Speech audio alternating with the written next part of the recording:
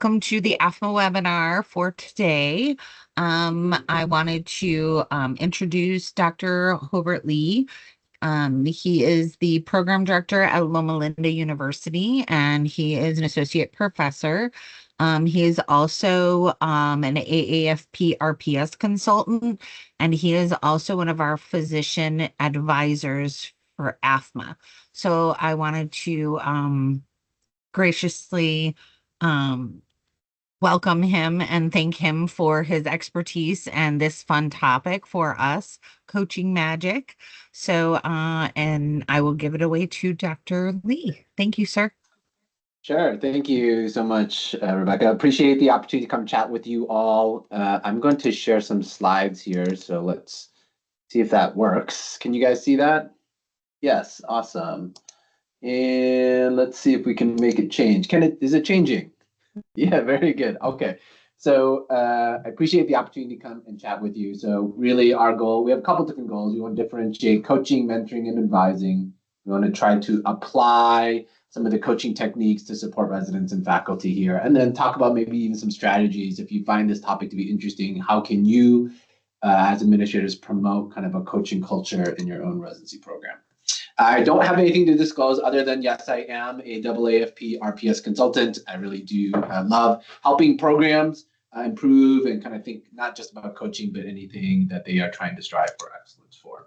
Okay, I have been a part of lots of noontime webinars, and I know it's very easy just to kind of like, okay, let me hop on my email and do some other things while listening along, but I would like to try to make this as interactive as possible. And so I want you, so the brainstorm for this is take a minute and think of the worst ways a program administrator could try to support a resident. What would they do? What are all the wrong ways to be a program administrator, right? And so I would love for you just to type into the chat something terrible, something wrong, something absolutely a program administrator should not do when trying to support a resident.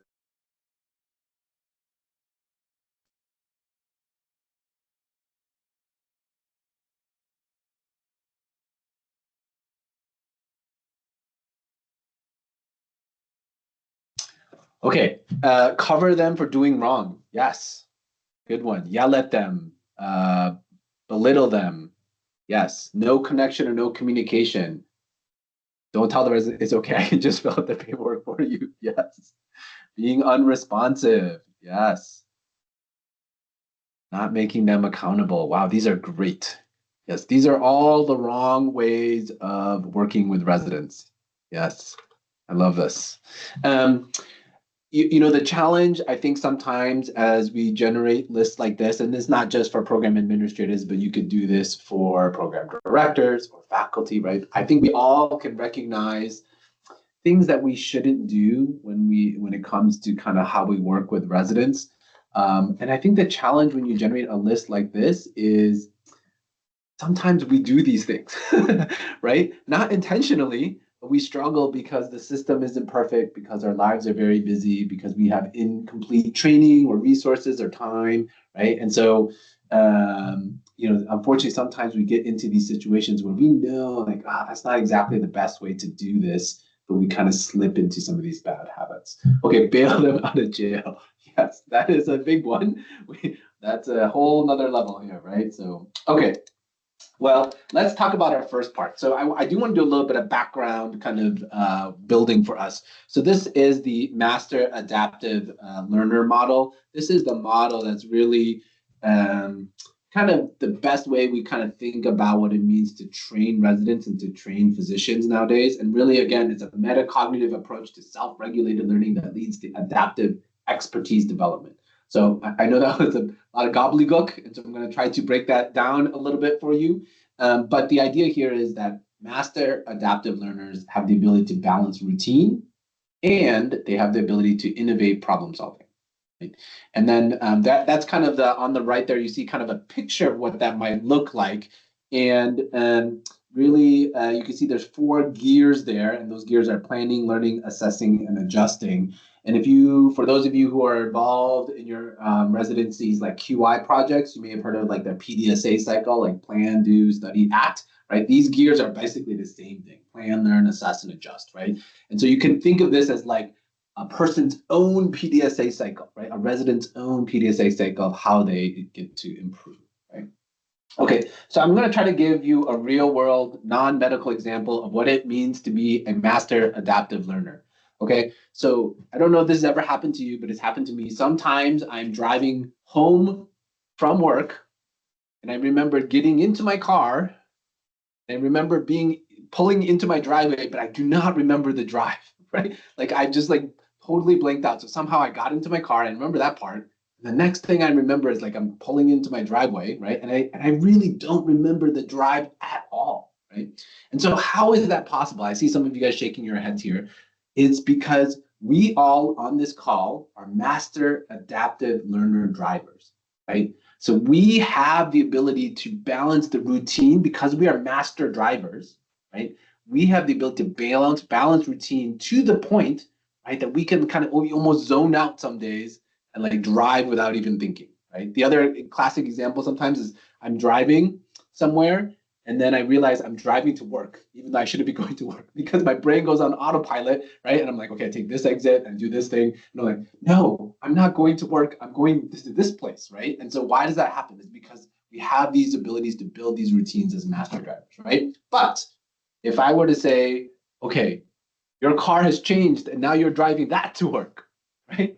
Or your car has changed and now you're driving that to work. You might say, well, I'm a master driver. I don't know how to drive a race car. I don't know how to drive a semi truck.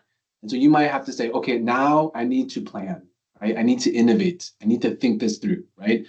And maybe a more common example might be this, right? Where you say you're driving and then you say, oh, shoot, I have no gas, or right? Or electric car, I have no charge, right? And then you drive differently. You plan differently. You innovate differently, right? Because you are a master adaptive learner when it comes to driving. You can do things on routine. You can also have innovative problem solving when things in the situation changes, right? And that is what we're trying to do for our residents, right? We're trying to create them a level of expertise where they can do the job of a physician on routine, but when things change, when patients get sicker, when the circumstances change, they can adapt, right? And they can change the circumstances that arise. Yes, autopilot. That's right. Okay, and this is the problem though, right? Is that what are our learners? Our learners are not master adaptive drivers yet, right? They are teenagers. For those of you who have teenagers, right? And you say, I'm trying to teach them to drive. It is a very scary thing. You get in the car and you say, oh my gosh, right? Can they do this, right? And things that are so easy for you, right? Or changing lanes, reversing, right? Parallel parking, things that you say, oh, that's not that hard. It's totally hard for them because they haven't done it yet, right? And so that's a lot of the problem for our residents is that we're expecting them to be these like automatic great drivers, when in reality, they're more like your 15-year-old teenager trying to take and figure out how to drive safely, right? And that's hard for us because we have to shepherd them through that process. Okay, so in this model, there are kind of 4 batteries that kind of charge this system, right? And so you can see here, curiosity, motivation, mindset, and resilience are kind of really these kind of internal things that residents can have that really power this whole cycle of like self-regulation and discovery and building sort of this master adaptive learner model, right? And you can see here, right, that coaching is this kind of dial there. And the idea here is it's like a rheostat. It controls how much power or juice you can get out of these batteries, right? And so the idea is you can have a resident that's strongly curious, that's very internally motivated, that has a growth mindset, that is strongly resilient.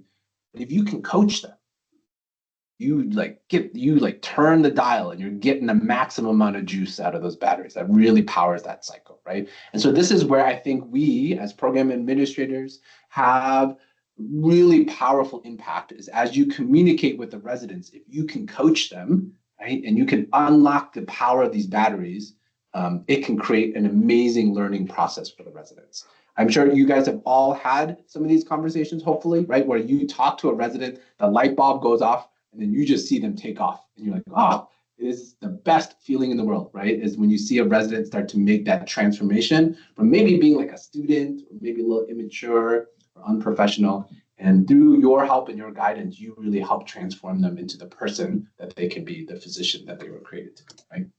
Okay, so we are going to do a little bit of work later on, but I just would like to challenge you now to think of a small personal or professional problem that you would like to tackle in 2026. So it's January 2026, right? It's the time always to make New Year's goals and ambitions, right? So it might be a professional goal like residency scheduling or some kind of personal development, some kind of class you want to take or some skill you want to develop.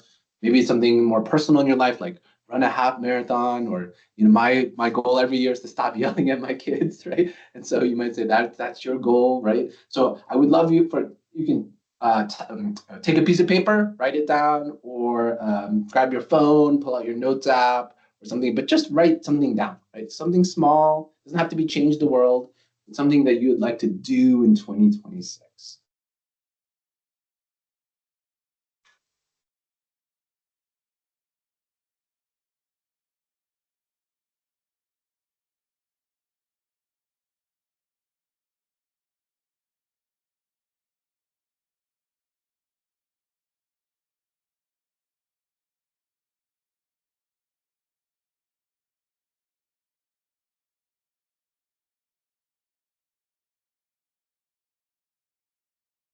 Okay.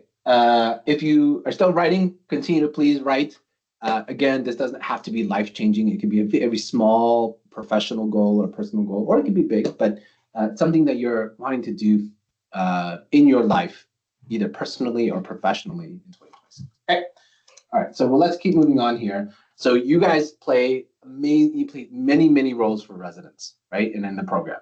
Sometimes you are mentors, sometimes you are advisors, you are all administrators, of course, your teachers, sometimes your friends, sometimes you're like venting and commiserators, right?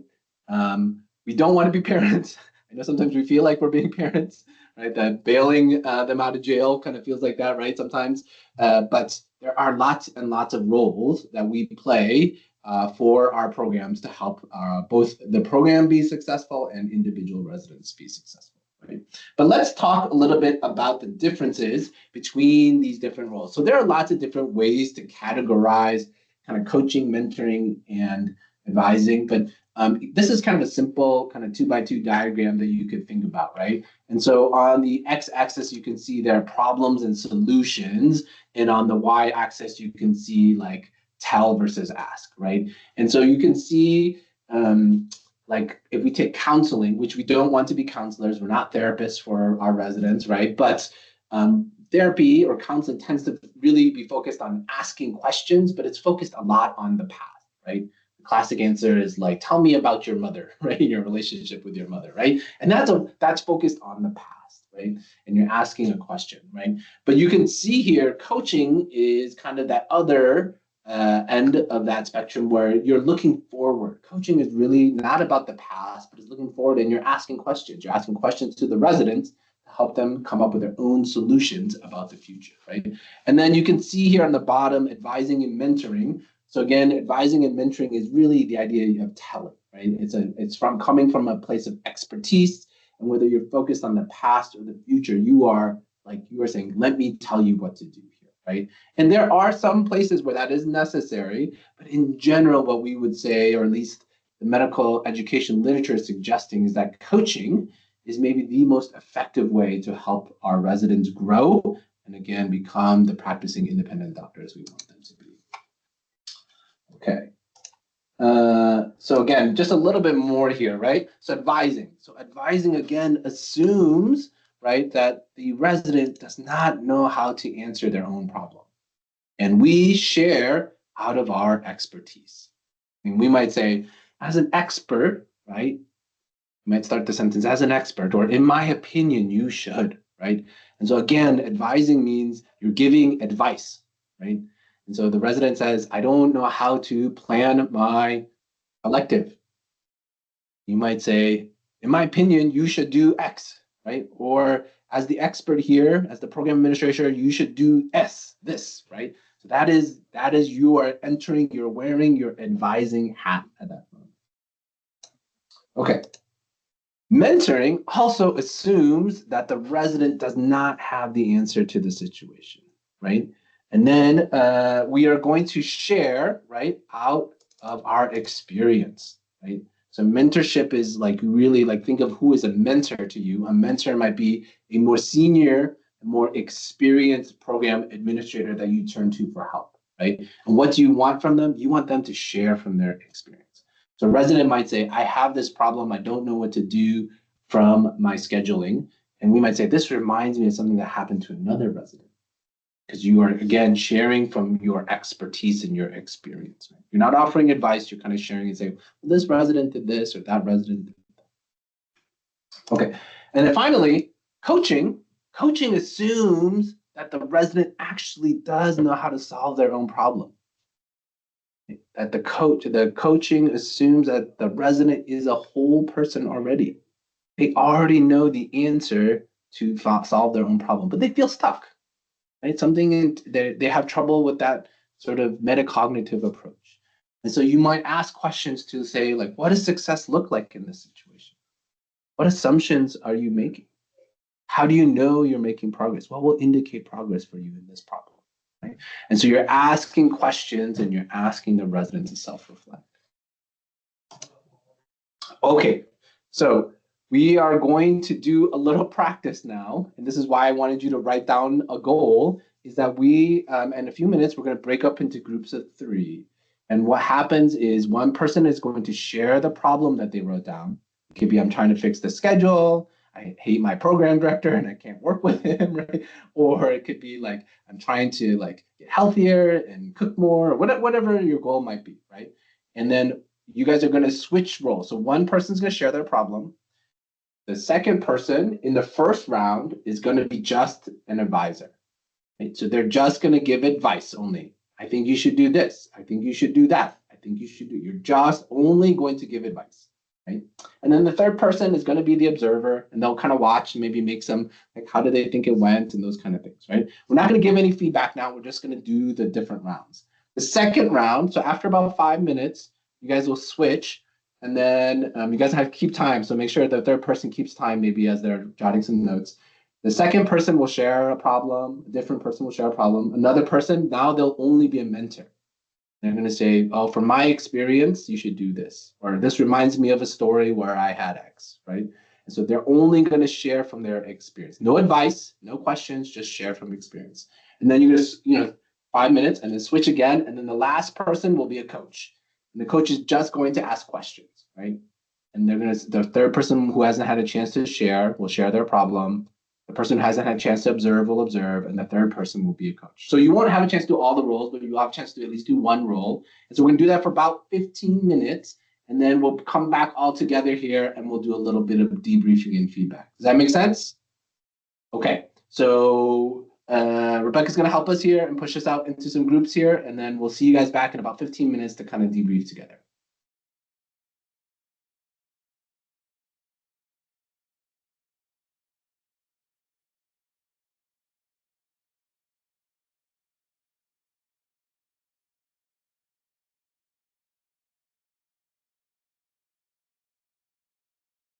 All right, we're moving people. Fantastic. Thank you. Thank you for your help.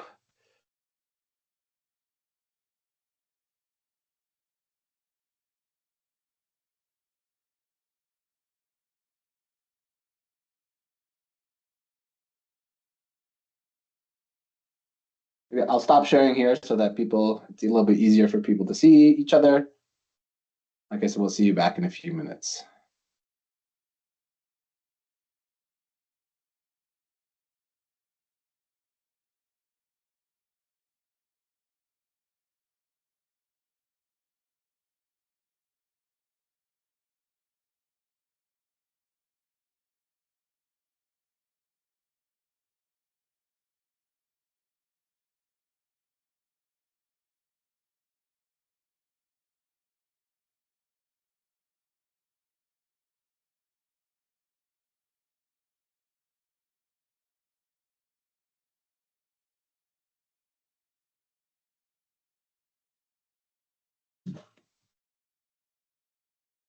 Is it working, Rebecca? Yeah, it looks like everybody should be moving now. Does everybody see anything on their screen? No, not yet. All right, hopefully Says they'll I'm be moving in moving 10 now. seconds. There you Okay. go. Fantastic. Amazing. Bam. All Thank right, you. Shantae, it says I can't assign you to a room. I don't know why.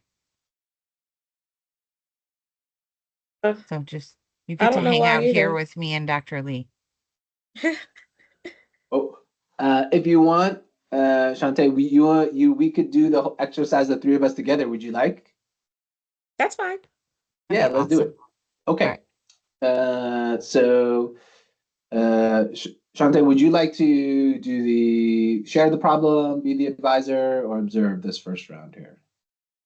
I can share. Okay. You're going to share your problem? Mm-hmm. Okay. Okay. Then how about I will be the advisor, and Rebecca, why don't you observe and time us here for 5 minutes? Sound good? Gotcha. And then we'll I switch bet. roles here. Okay. Well, Shantae, why don't you share your problem with me? So my problem is, it doesn't have to be work related. Can it be personal? No, it's personal, anything, any kind of problem Okay. you have. So my problem is I buy stuff when I already have it. Yes. So I have this huge, like, I have this huge problem of, um, like, say for instance, lip gloss. Hmm. Like, I don't need any more lip gloss, but if I see something that comes out, I go get it. Yes. Yes. And then it becomes where I have so much that I can not need to buy any for a whole year, right? Yes. Yes. The same with shower gel. Like, Yes. I don't wait till the shower gel runs out. I actually just get it and then I end up having a whole bunch and then have to go through a whole bunch. Mm. So I actually made this year, I actually said that I was going to do what was called Project Pan that I saw on TikTok, where Uh-huh. you only you use what you have until it's gone. Okay. It So kicked me out. Oh no. It's all right. It's I'm okay. sending you back. You could. Okay. Um. And so that's what you're doing now. You're using the kind of use it till it runs out plan. yeah, I'm not to buy any more lip gloss, not to buy any more shower gels, not to buy any more facial cleansers or moisturizers or anything. Because if I see something that's new that's came out, I'm like, oh, I'm going to try it. But then I Yeah. still have the old one at home. So my Yeah. thing is just to use everything until it's gone and then buy some more. Yeah. So okay, so I'm gonna put on my advising hat and give you some advice here. So I think it's a good idea. I think you could I think you should like maybe set a budget so that you only have a certain amount of money to spend every month on these categories so that you don't overspend. And then I think you should also like maybe wait for like certain times a year where you know maybe things will be on sale or the things that you really want are available. So then you can't buy it all year round. You have to like wait for like I don't know, June or March or whenever these things might be more available or more like on sale or other things. I think you should make an Excel sheet and track how much you spend so that it will kind of give you like a big number, and then you might say, oh, like that's a lot, right? Maybe it'll make you decide to spend less or to wait till everything runs out. And I think you should tell somebody to keep you accountable. So friend, family member, somebody, so that they can make sure that you are sticking to your goals. Yes, I did that. I actually posted on my Facebook page that I was not Oh yeah. allowed to buy this, Yeah. Yes. that, and this. Yeah. And so everybody on there that commented, some was Yeah. encouraging and some was encouraging me to buy more. Some was Oh encouraging me my not gosh. to buy more. So Yeah. So so my maybe. closest friends know that I told them to actually slap me if I bought something. Oh So wow. Okay. So that's good. yeah. Then uh, and then maybe I think the other thing of advice. How much time do I have left, Rebecca? Are we almost out? 1 minute. 1 minute. Okay. The last thing I think you should do is you should give yourself a penalty. So, for example, if you buy something that you said you're not going to buy, then there should be a penalty. Like you should, I don't know, if you buy something that's $10 and you weren't supposed to buy it, then you should force yourself to make a donation of $10 to like a charity organization. So then actually it's costing you double. You have to spend Oh, $20 to buy the thing that you want. Uh-huh. All right, switch. Okay, sorry. All right, so let's get in. Whew, that was a little hard. That was a lot of advice. I wasn't sure, but okay, let's switch here. So, Shante, why don't you go into the role of observer? Rebecca, why don't you be the mentor for me? And I'm going to share my problem. Does that sound good? Okay, so Shante, give us a 5-minute timer here. We'll start. So Rebecca, thank you so much for helping me. So I would love to eat out less. That's one of my goals this year is eating out less and ordering less takeout food and cooking more at home. So mentor me, share from your experience. Um, I agree. I would like to eat out less also. Um, from my experience, making sure that you have easy to make meals may make it easier for you to cook. Um, Meal prepping so that you don't have to come home every night and cook and then the food is already there. Um, or maybe a meal preparation service like Factor or something like that, where it delivers all of your meals to your door so that all you have to do is put it in the microwave for 2 minutes and your meals are made. It still feels like you're eating out because you're not the one cooking, but Yeah, then at the same time, it helps you with your time management and things like that. And it actually saves you money. yeah, it's good. So Uh, that's what what other things have you found to be successful when you are trying to change your dietary habits? I have an app on my phone, Oh, and yeah, sometimes keeping track of your calories yeah, actually will surprise you and make you yeah, eat less. And it's like self-shaming, but I don't really want to use that word. But yeah, sometimes you're just not aware of what you're putting in your yeah, mouth and how much that can add up. So yeah. a How many lot of calories stuff times, is? Yeah. yeah, for me, it's like really eye-opening, so you can Yeah. make sure. And also I put a like a water reminder on my phone, Oh, so yeah. it That's reminds me great. to drink water. Yeah. And I have to click the button if I've done it so that it can calculate it and it reminds Yeah. me to finish my Yeah. water. Yeah. So that actually helps. The more water I drink, the less I snack. Yeah. So maybe that would help also. Yeah.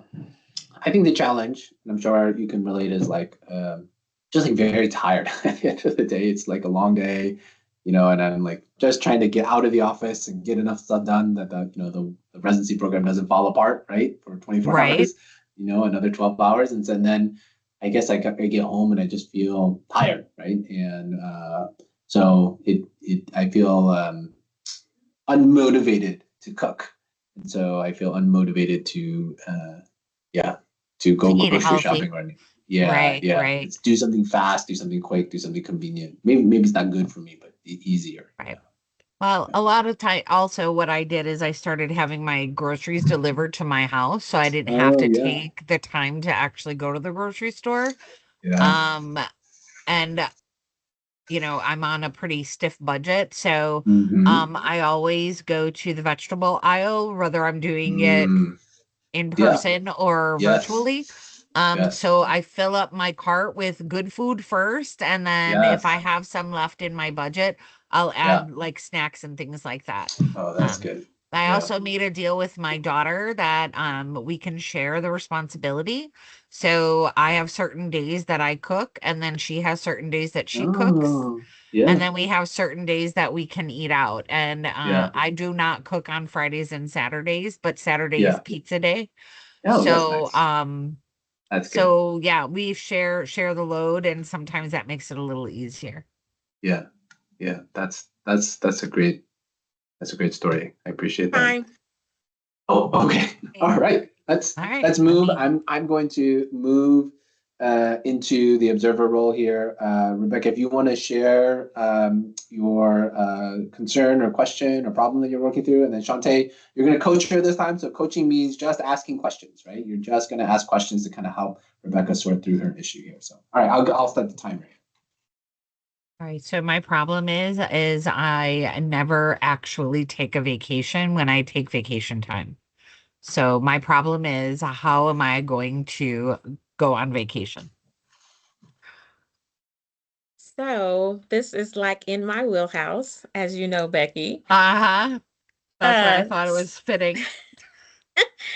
so you have to start setting, I would suggest starting setting healthy boundaries at work and at home, and to set aside like sometimes if you have your resident uh, put in their vacation time in advance, then you should follow suit as the advice that you give them and schedule your vacation in advance. And then stick to that and like put your out of the office on and notify everybody that you're going to be off of work and not available. You will not have access to email. Because when you say I will check emails, or even if you respond while you're out of the office, then that person's going to respond back to you, and then it's going to keep going back and forth, and then you're not going to be on vacation. So I would suggest turning off the notifications when you go on vacation. Let the PD know, associate PD, residents, chief residents, let everyone know that you're going to be on vacation, because if you don't take care of yourself personally, you can't take care of yourself when you're at work. Like it'll just kind of intertwine with each other.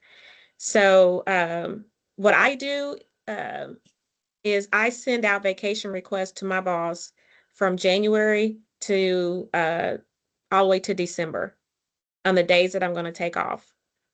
And then I also notify her that there's going to maybe days added in between, but these are the set days that I will be on vacation. And then I put on my out of the office that I will not be available. I will not have access to email. I let them know. And if residents happen to text me, I don't respond. Um, and because I've had a resident email me first and he got the out of the office, but he still decided to text me after that. And so I did not respond. Um, so scheduling time for yourself, even if you don't go anywhere away on vacation, maybe you're just doing a home staycation, but you need to turn your work mind off, and you have to take care of yourself to do that. And it could be anything from like going to get your nails done. Maybe you don't want to do a whole day, maybe you do half a day, you know, but you deserve the full day for all the work that you do, because residents take vacation, PDs take vacations, everybody, physicians take vacation. So you're entitled to take your vacation as well. Do we have more time? 2 more minutes. You got, Two yeah, more you minutes? got Okay. like a minute and a half left. Um, let's see. One of the other things you could do is, besides setting aside time for yourself, planning it, which I would advise planning the vacation, sending the notifications, making everyone aware. I also put it in my signature line, the days that I'm going to be out of the office, and I put it in red. So say upcoming days out of the office, so that it's like everybody that gets my emails will see the dates that I'm out of the office. Whether they see it or not, I'm just making everybody aware of when I'm going to be out of the office and not having access to email.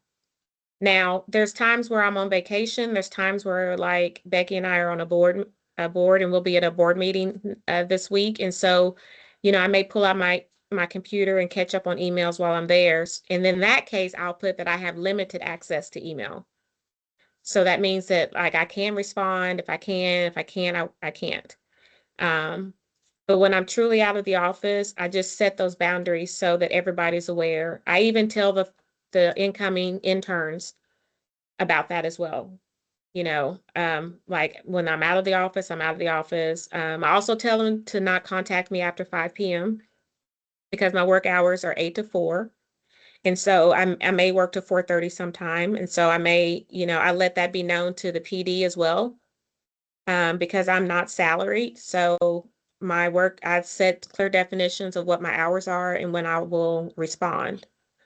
And if they respond to me after those hours, I do not respond. And sometimes they'll have to call me an emergency, and the first thing they'll say is, Shantae, I'm sorry to bother you, you know, after the time hours, but this is a problem of blah, blah, blah, blah. So, as long as it doesn't keep happening all the time, then it's okay. But you just have to let everybody, you have to be on the same page and communicate that. But it's always important to take time out for yourself and to schedule those vacations. Thank you All for the right. advice. Why don't we stop there? Because I think that's our time. And Rebecca, if you want to maybe pull everybody back so we can kind of debrief together as a group, I think that would be great.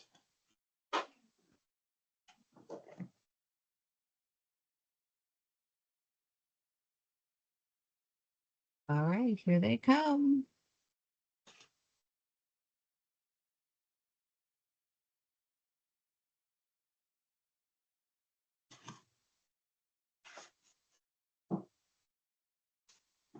Okay. Sorry if I cut anybody off. Yeah, welcome back. I'm sure I did. Sometimes once these conversations start, it's hard to sometimes shut them off, but I appreciate everybody participating. I know it's difficult sometimes virtually to do this, but thank you all for trying. Let me share my screen here because I do have a couple of debriefing questions that I thought we could do together as a group. Okay, so these are questions for everybody. You can chat in your answers. If you'd like to unmute yourself and share, that would be great. But how difficult was it to stick to only the role that you were assigned? So if you're an advisor, a mentor, a coach, how hard was that just to do kind of that one role? And then for the coaches, I didn't have a chance to actually brief you on this, but one of the ideas of coaching is that you want to ask ideally questions that begin with what or how, but you should not ask questions that start with why. And because part of this is that sometimes when you ask a question that starts with why, you imply judgment. And a coach's role really is to try to be neutral, right? So the classic example is if you ask the question, why would you do that, right? The assumption there is that it was not a good choice, right? And so a different way you could phrase that are like, what are the values that you expressed when you made that decision, right? And so that's a more neutral question, and you're trying to get the person to self-reflect on what decision they made and what helped them make those. Okay, and then anything surprising or difficult happen in these conversations, or anything you felt uncomfortable or unprepared for? So feel free to chat in and answer into the chat, or to unmute yourself if you'd like to share.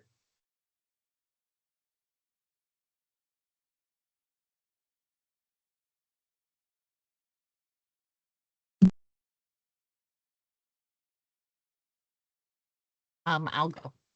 So I didn't find that it was hard during our conversation, but I know when I am sitting with a resident, a lot of times it is very difficult to stick to just one role, whether it be advising, mentoring, coaching. I feel like the conversation usually spans over multiple things. So I think my role changes based on maybe responses I'm getting from the resident or what the resident is telling me. There may be multiple issues.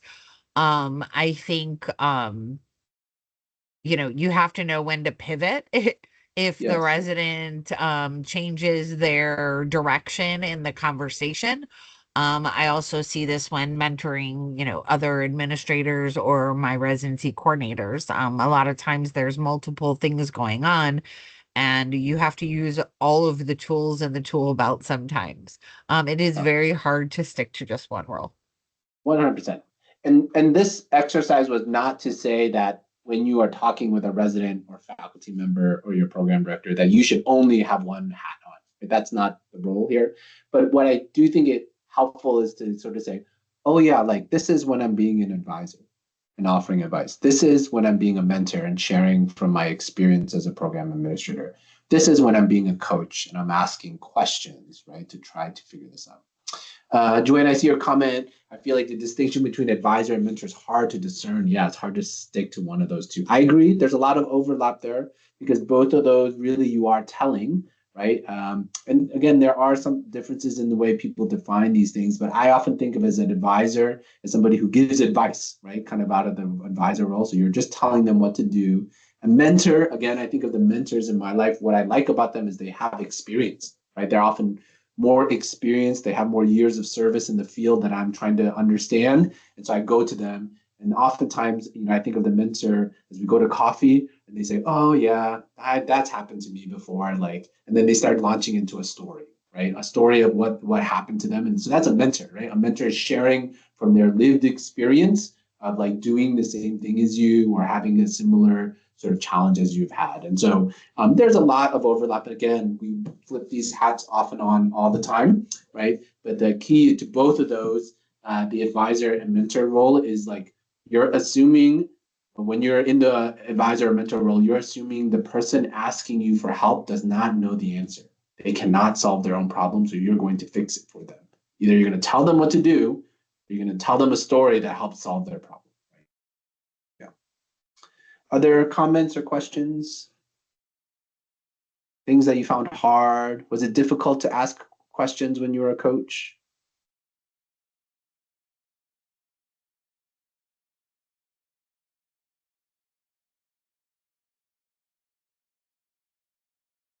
Okay, I mean, I think if this was a useful, I hope this was a useful exercise. I will say in our little group, Rebecca and Shantae and I, we had a very nice discussion. I will say sometimes it's hard when you're first coaching to not slip into the advising and mentoring role, right? And so just to share, Rebecca had a question about trying to take vacations and really taking time off from work, which I know we all struggle with because residency is a 24/7 job, right?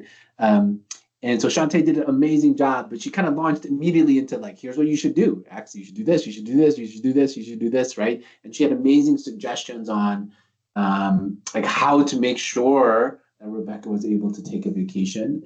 But what I was wishing and hoping was for a question, right? Like, what makes it hard for you to take a vacation, Rebecca, right? What in the past has made it challenging for you to schedule time off, right? What are you hoping to do if you were to take time off, right? And these questions aren't solving the operational problem of like why it's so challenging, but it does help Rebecca self-reflect and say, is it just that I can't take a vacation or is there a bigger problem? Because I think often as we talk to residents, we know like there's this problem, but this is really not the problem. There's something underneath usually, right? Family drama, something else personal, something deeper is happening at this level. And until you get the residents to tell you what's happening at this level, this stuff, well, it doesn't really get fixed very well, right? Like you can kind of superficially fix it, but it still causes like a lot of problems, right? And that's where I think coaching really happens, right? When resident says, I'm really sorry, I was late to the clinic again. And you say, yes, it was a huge problem. We had to shuffle patients around and they called me and said, where were you, right? You can just yell at them and say, buy another alarm clock, right? Wake up earlier, drink more coffee, right? You can tell them what to do and maybe that fixes it, but probably not, right? And the question of like, what happened? What is it that motivates you to wake up and go to work every day? And so I think the things that are reflective about this conversation is often these conversations take more time. Coaching conversations take more time. It's very easy to give advice. It's very easy to tell a story and say, this is what happened to me, you should do it this way. It's much harder to engage the other person in a conversation of self-reflection and give them some time to kind of say, what do I really mean by that? What is really happening, right? I immediately realized that after the time was up, and I was just like, oh wait, I went around about that the whole wrong way. No, it's okay. It's okay. I thought your advice, Shantae, and your experience and what you shared was amazing. I mean, it was spot on. But I think the idea here is like know what hat you're wearing, right? So sometimes you need to give advice. Sometimes you do need to share from your experience. But I think the thing that I think that's easy for us because you guys are experts. You guys are master adaptive learners as program administrators. You know your job inside and out. You are really, really good at it. So it's very easy just to say, do this, do that. Here's what I did and it worked for me, right? And I think sometimes the problem with that is if you reflect on your own experiences, sometimes I've shared a problem with a friend and they've given me advice, and my thought in my head is that they're talking is like, that's not going to work for me. And like, that doesn't help me in my situation, right? But they keep going and say, do this and do this and do this and do this and do this. And at some point, I start to kind of tune them out because I'm just like, whatever, like it's not going to work for me, right? And so sometimes I think that happens with our residents is that we tell them things to do, or we tell them this is the way we should do it, and you can kind of tell the eyes glaze over and they stop listening to you, and you're kind of like, why won't you just do it the way I want you to do it, right? And the answer is they have decided that won't work for them. And so in those situations, I think coaching may be a better approach where you kind of are saying, okay, I think the resident could solve their own problem if I can help get them unstuck. Maybe by asking the right questions, I can help them to self-reflect in a way that helps them come to their own answer. Okay, let me just go through a couple more slides here as we finish up. So ACGME has ILP requirement. I know all of you guys are working with your residents on individualized learning plans, but just realize that these are meant to be learner-driven, right? These are perfect opportunities to have coaching conversations with your residents, right, your faculty, and they are to be guided by faculty and program administrators, but really the residents should be doing the work and creating these own ILPs, right? And I want to share that the STFM CBME task force has done a lot of work on this, right? Including an ILP talking points for coaches, right? And so really STFM believes the best way for us to encourage our residents to have these kind of conversations is through a coaching type conversation, right? And so these are some resources available that you can pull for free from STFM, right? And to really help you and your program sort of shift to this idea of like, can we do less advising? Can we do less mentoring of residents? Can we do more coaching of residents, right? And the beauty of coaching is you don't have to be an expert in the field, right, to be able to coach somebody. So I think you might say, well, I'm not a physician, I'm a program administrator, so I can't coach a resident. I don't know what it means to be a doctor. And the answer is that's even better, right? Because when your faculty coach a resident, because they know what it's like to be a physician, they're going to give advice. They're going to say, do this, do that. When I was a resident, do this or do that, right? And they're going to have a harder time coaching, right? In fact, in the coaching literature, it would suggest you should not coach people in your own field because it's really hard to stay neutral. It's really hard not to give advice, right? If another program administrator came to you and said, I had this problem, help me, right? You're going to say, oh, I know exactly what you're dealing with. Let me tell you exactly what to do, right? But if somebody who in an unrelated field came to you and said, I have a big problem at work, right? Because you and I don't know what that is, the only thing we can do is ask questions and say, can you explain to me this problem more? Like, why is this such a huge issue? Like, what would you do in the past? Like, what do you think your colleagues would, you just ask questions because you don't know how to solve it for them, right? But you're trying to help them unlock their own solution, right? And so that is the key here, right? Is that you guys will be amazing coaches because you can ask the questions that help the residents unlock their own solutions. Okay, finally, I will say there are tons of coaching competencies for those of you who like this stuff or are getting interested, and just recognize there are lots of different places you can apply coaching, right? We often think of this as like, okay, let's talk about like planning for your electives or making sure you get your license in time or all the different things that are operationally really important for residents to do. But just understand like professional development, remediation, leadership, developing educators, well-being, right? Uncertainty, self-directed learning. There are so many different areas where coaching can be applied. And finally, I will say there is a book on coaching. So if you say this is important, I think our faculty need to see this. I think my program director needs to get on board. We need to do and make this change.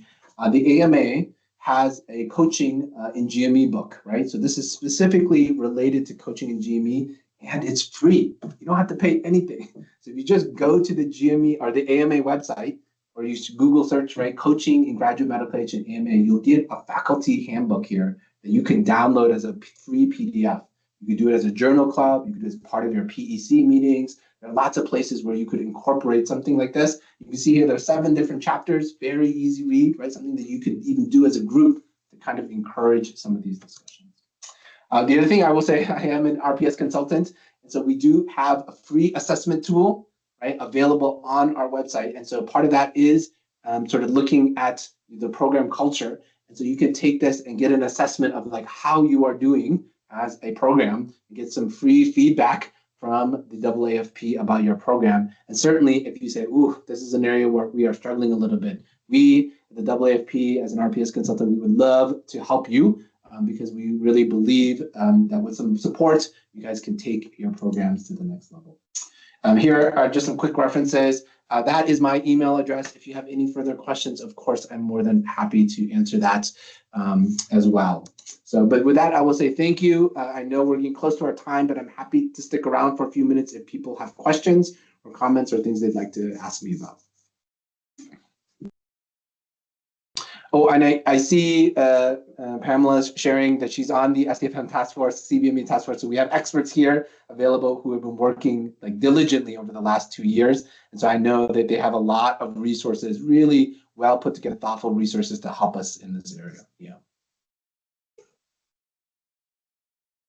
This was so awesome. So awesome. Thank you so much. Anybody have any questions they want to ask Dr. Lee? Well, let me stop sharing here just so that we could maybe see each other a little better.